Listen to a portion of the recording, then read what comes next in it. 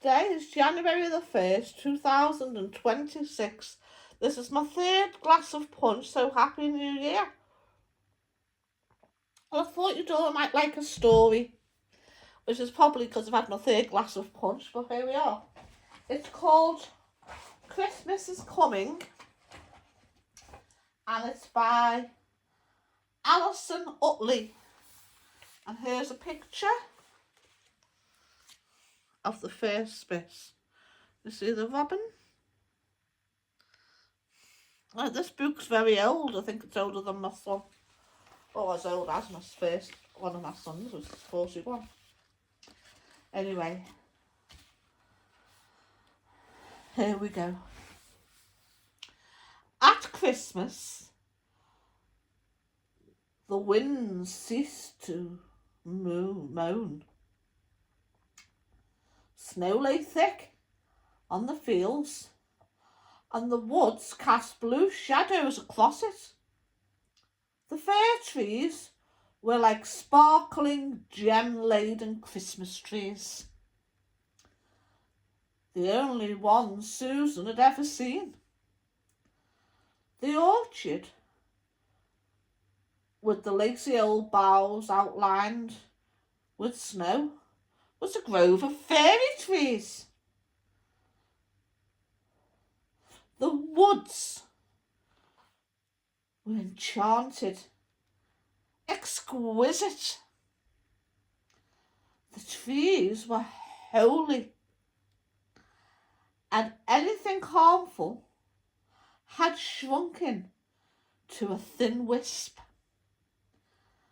and had retreated into the depths. The fields lay with their unevenness gone and paths obliterated.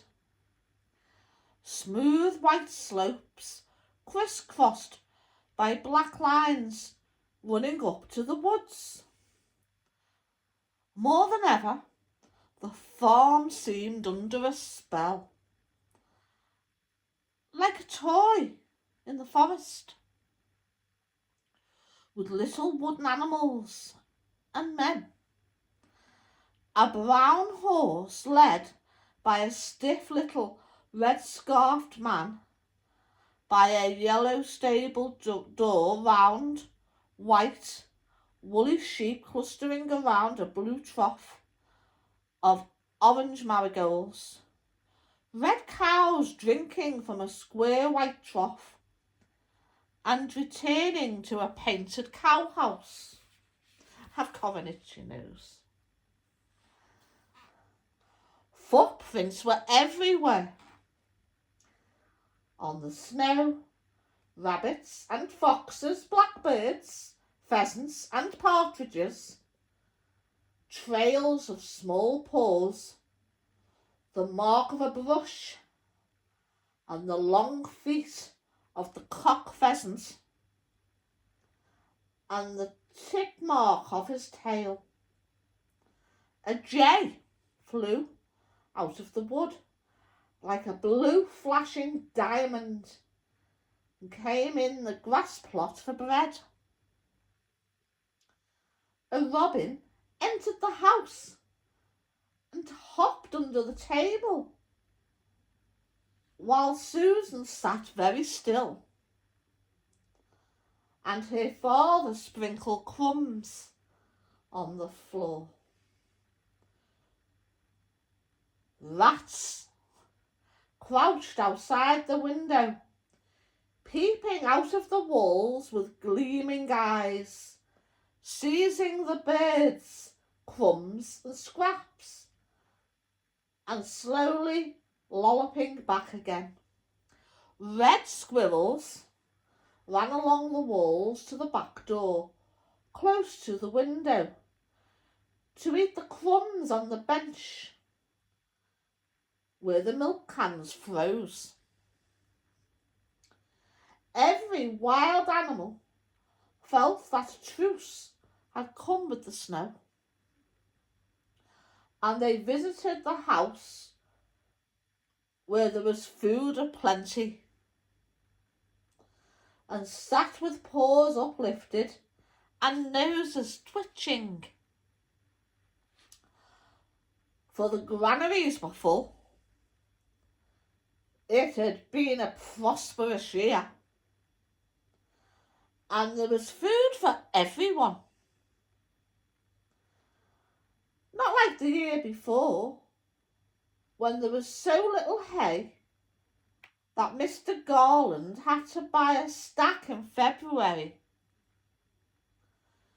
3 large haystacks, as big as houses, stood in the stackyard, thatched evenly and straight by Job Fletcher, who was the best thatcher for many a mile. Great mounds shoved where the roots were buried. The brick-lined pit was filled with grains, and in the barns were stores of corn. The old brew house was full of logs of wood, piled high against the walls, cut from trees which the wind had blown down. The coal house, with its strong, dried walls, part of the old fortress, had been stored with coal.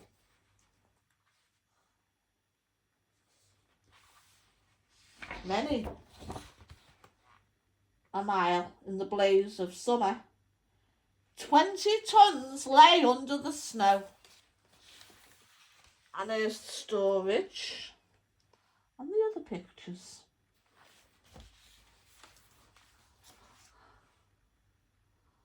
On the kitchen walls hung the sides of bacon, and from hooks in the ceiling dangled great hams and shoulders.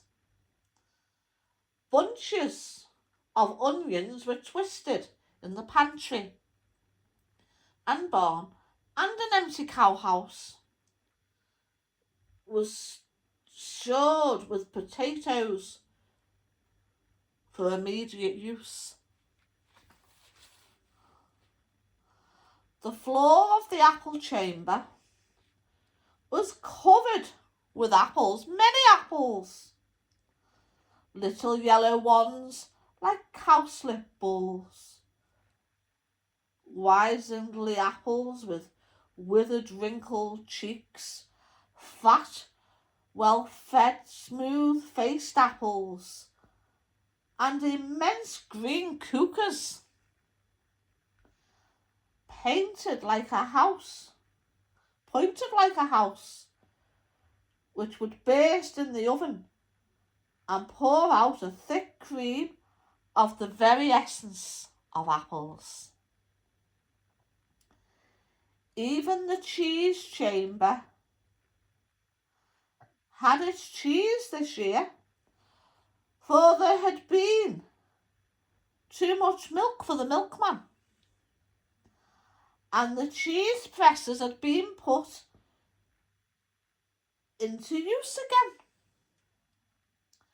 Some of them were Christmas cheese, with layers of sage running through the middle like green ribbons. Store jars like those in which the 40 thieves had stood on the pantry floor, filled with white lard, balls of fat, tied up in bladders hung from the hooks.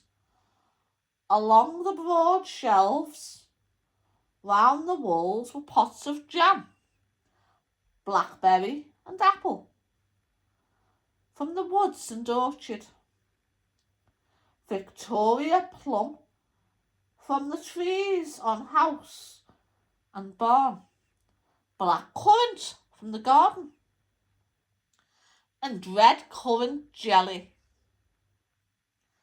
Dams and cheese from the half-wild ancient trees, which grew everywhere, leaning over walls, dropping their blue fruit on paths and walls, in pigsty and orchard, in field and water trough, so that Susan thought they were wild as hips and haws.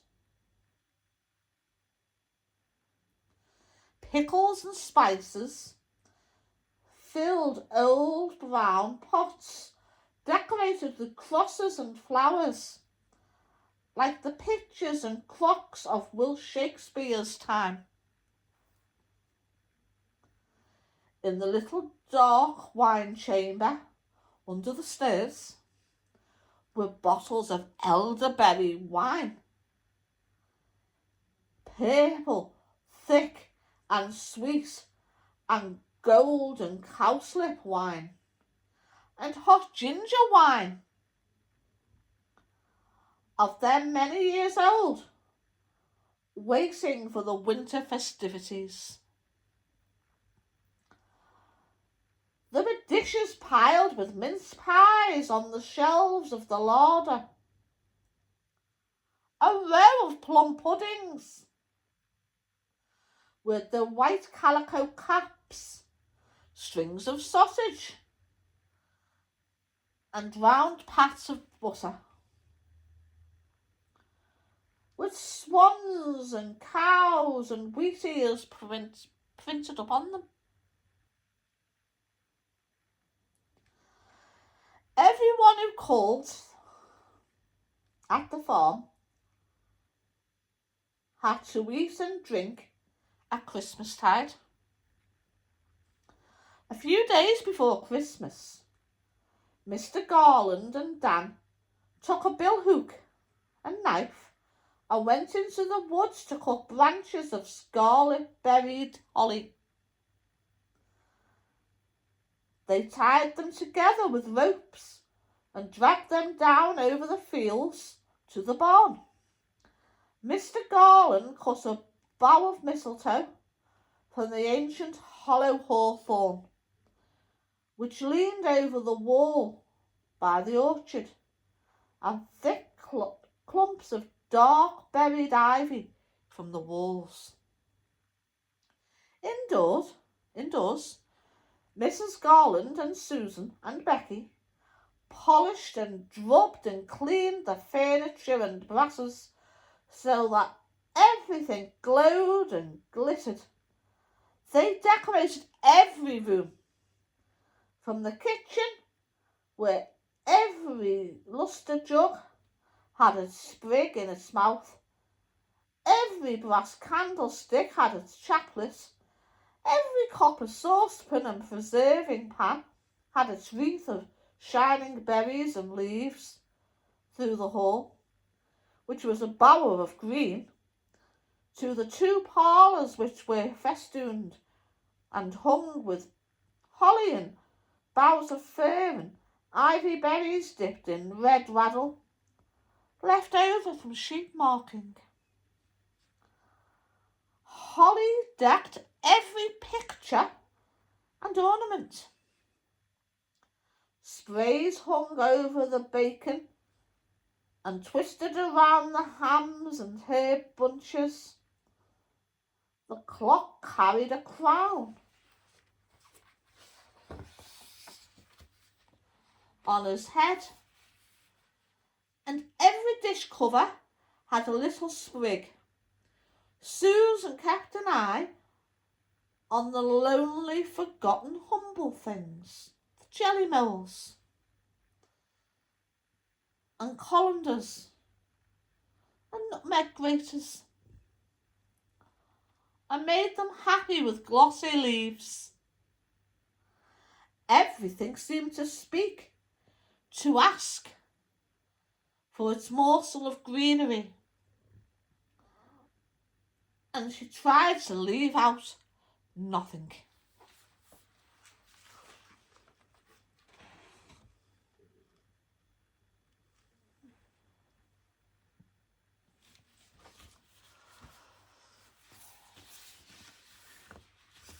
On Christmas Eve,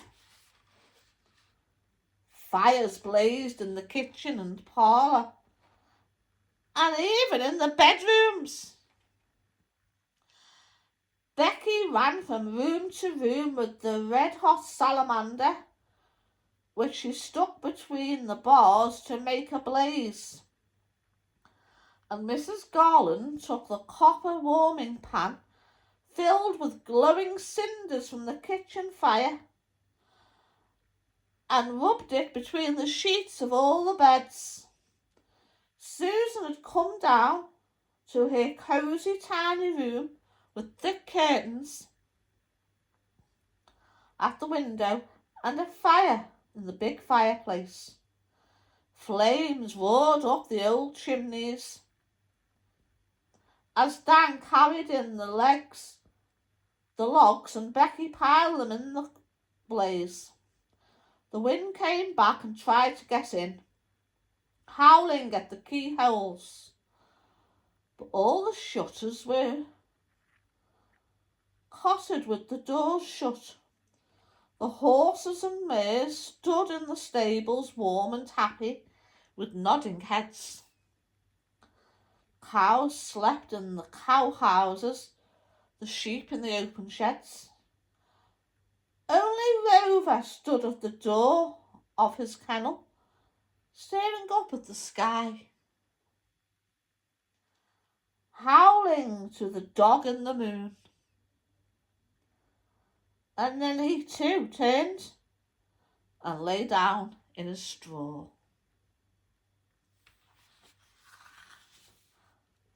In the middle of the kitchen ceiling, there hung the kissing bunch. The best and brightest pieces of holly made in the shape of a large ball, which dangled from the hook. Silver and gilt drops, crimson bells, blue glass trumpets, bright oranges and red polished apples peeped and glittering through the glassy leaves. Little flags of all nations, but chiefly Turkish, for some unknown reason, stuck out like quills on a hedgehog. The lamp hung near, and every little berry, every leaf, every pretty ball and apple had a tiny yellow flame reflected in its heart. Twisted candles hung down, yellow, red and blue, unlighted but gay, and on either side was a string of paper lanterns. Mrs. Garland climbed on a stool and nailed in the wall the Christmas text, God bless our house, God is love, peace be in this house, a happy Christmas and a bright new year. So the preparations were made. Susan hung up her stocking at the front of the bed and fell asleep. But soon singing roused her and she sat bewildered. Yes, it was the carol singers.